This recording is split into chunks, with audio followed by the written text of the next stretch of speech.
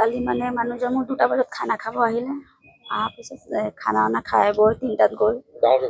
3টাত যোৱাৰ পিছত আৰু ঠিকেই 4:30 বজাত মানে বৰজনাক ফোন আহিলে যে হাতত দুখ পাইছে বুলি, আপোনালোকে আহক। আপুনি মন্তেশ্বৰ বুলি দাদা হয় নে? সি কৈছে অঁ বোলে আপোনালোকে ফেক্টৰীত আহক।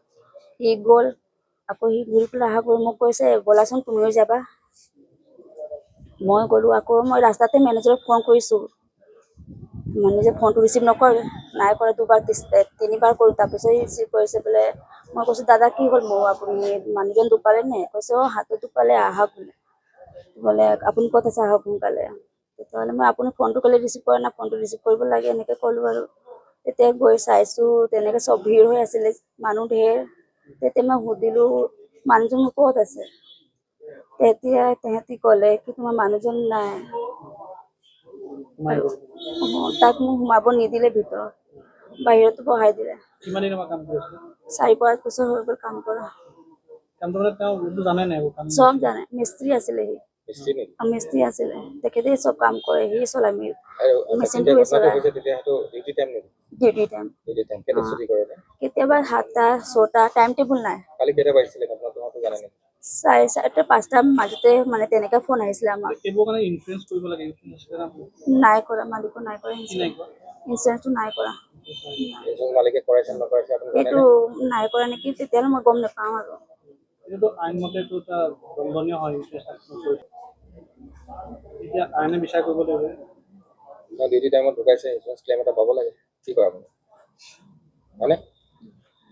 এইজনী ছোৱালী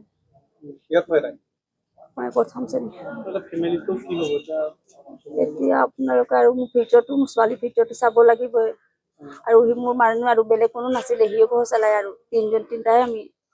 তাৰ প্ৰতি আৰু সি নাই যদি আপোনালোকে ক'ব লাগিব আৰু।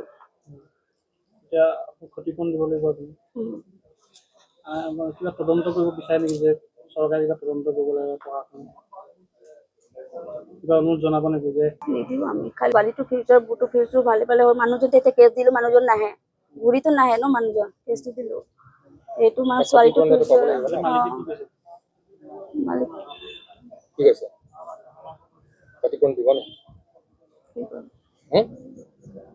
ছোৱালী কিবা কৰিব লাগে আৰু।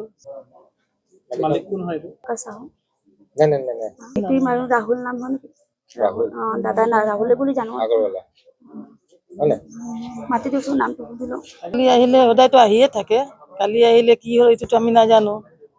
ফাৰ্ষ্ট নোহোৱাৰ আগতে খবৰ পাইছোঁ আমি, এনেকৈ তেনেকৈ হ'ল।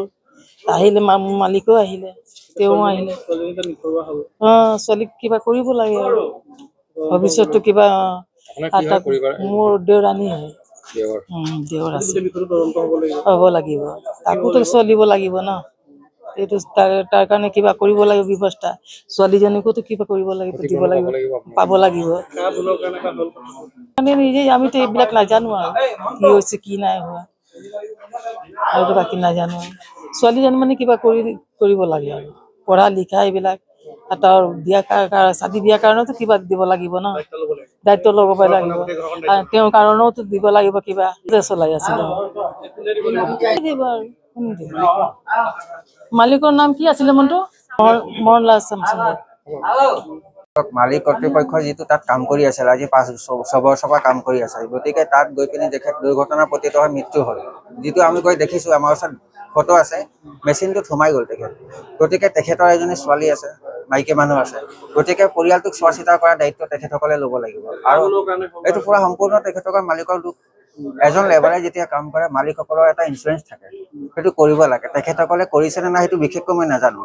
আৰু ভৱিষ্যতে যাতে তেখেতসকলে ছোৱালীজনী আৰু মাইকী মানুহগৰাকীক সংস্থাপন দিব লাগিব, যিটো তোমালোকে কম্পেনচেশ্যন দিবলগীয়া হয়। মেক্সিমাম এটা উচিত কম্পেনচেশ্যন দিয়ক। আৰু যদি তেখেতসকলে দিবলৈ যদি না বুলি কয়, অসম চৰকাৰে ইয়াৰ ওপৰত বিহিত ব্যৱস্থা লওক। কাৰণ এনেকৈ দেৰগাঁৱৰ নিচিনা জেগাত এটা সৰু ইণ্ডাষ্ট্ৰীত মানুহ এজন মৰি গৈছে, এটা ঘৰ ধ্বংস হৈ গৈছে। ইয়াৰ ওপৰত ইঞ্চুৰেঞ্চটো সেইটো মই খবৰ বিশেষকৈ মই এতিয়া সুধিছোঁ, নাই বুলি শুনিছোঁ। যদি আছে ভাল কথা, আৰু যদি নাই তেতিয়াহ'লে তেখেতসকলে উচিত কম্পেনচেশ্যন দিব লাগিব। আৰু ইয়াৰ ওপৰত অকণমান তদন্ত হ'ব লাগে, কাৰণ এখন মানুহ নাইকিয়া হৈ গ'ল। ছোৱালীজনীৰ ভৱিষ্যত কি হ'ব? বিভিন্ন ফেক্টৰীত আজি মই শুনিছিলোঁ, আগতে তেখেতে কাম কৰি থকা অৱস্থাত মুখখনো জ্বলি গৈছে। এই অলপ দেৰি আগত শুনিছো। এনেকেতো নহ'ব না, এজন লেবাৰৰ ভৱিষ্যত থাকে, এনেকেতো মানুহ এৰি দিব নোৱাৰি। আজি ভৱিষ্যতটো কি হ'ল, ছোৱালীজনী কোনে চাব? আৰু গতিকে শ্ৰমিকৰ জীৱনক লৈ পিনি আমাৰ চৰকাৰে অকণমান গীত অলপ ভালকৈ মানে অলপ চাব লাগে। এনেকেতো মানুহৰ জীৱনৰ লগত অলপ হেতালি খেলা নিচিনাই হৈছে। গতিকে অকণমান গুৰুত্ব দিয়ক, বৰ বিশেষকৈ নকওঁ, ইমানেই মই কৈছোঁ। আৰু যদি কম্পেনচেশ্যন নিদিয়ে অসম চৰকাৰে ইয়াৰ ওপৰত বৃহত্তৰ ব্যৱস্থা ল'ব লাগিব। এতিয়া তেখেতসকলৰ ঘৰৰ মানুহ গাৰ্জিয়ান আছে, তেখেতসকলে কি কয় কি নকয় চাই লওঁ, তাৰপিছত আমি আগবাঢ়িম। ঠিক আছে। তেখেতৰ নাম কি আছিলে? ওম প্ৰকাশ চাহু।